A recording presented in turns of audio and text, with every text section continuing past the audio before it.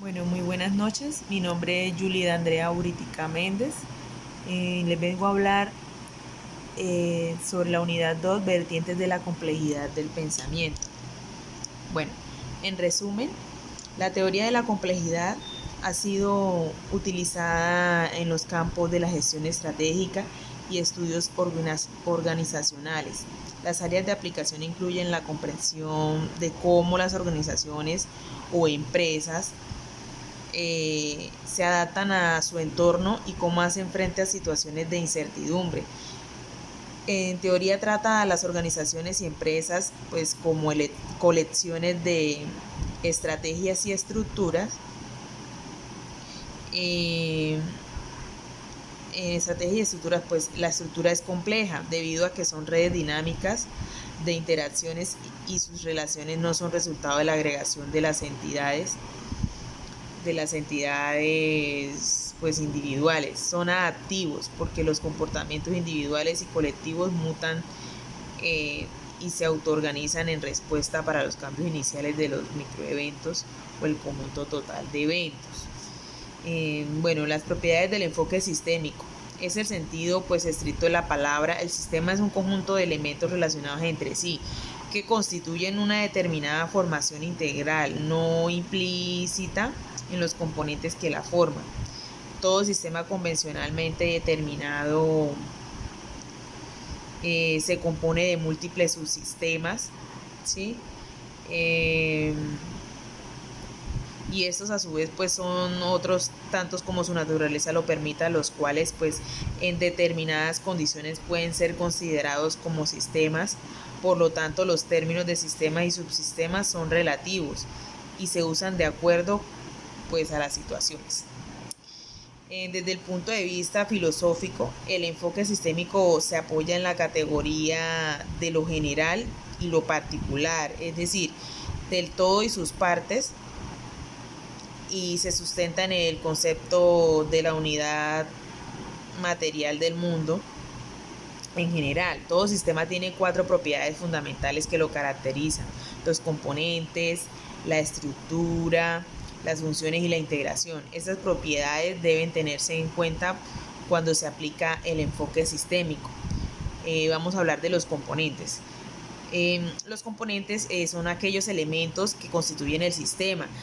Ejemplo, en el proceso docente educativo, los componentes no personales son el objetivo, el contenido, el método, el medio, la forma y la evaluación de la enseñanza.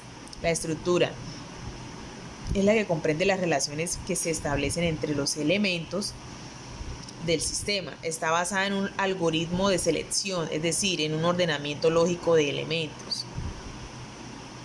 Las funciones son las acciones que se puede desempeñar en el sistema, tanto de subordinación vertical como de coordinación horizontal, ¿sí?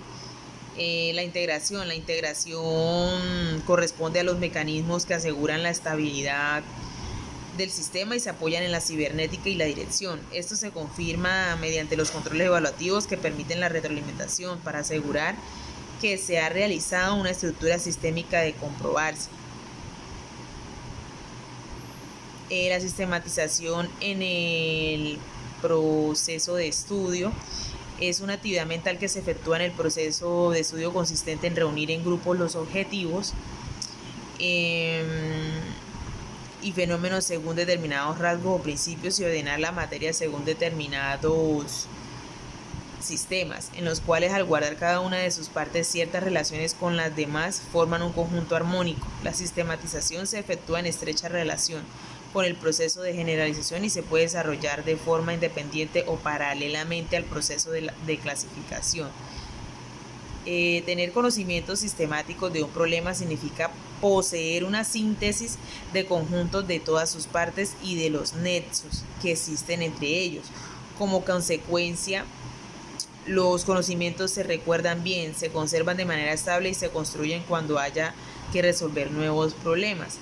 Para que la actividad mental de la sistematización se desarrolle con eficacia y dé buenos resultados, es necesario atenerse a 3 reglas fundamentales.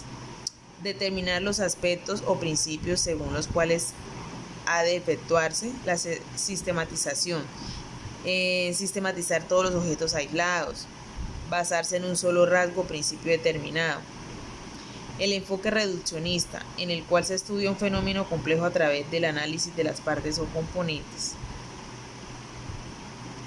En muchos casos este enfoque es rechazado porque al extraer, al menos de manera parcial, un objeto o situación particular del contexto que lo comprende y que lo interactúa,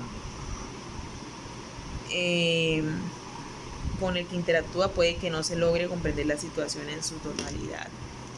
Bueno, muchísimas gracias. Eso fue el resumen que realicé sobre vertientes de la complejidad del pensamiento. Muchas gracias.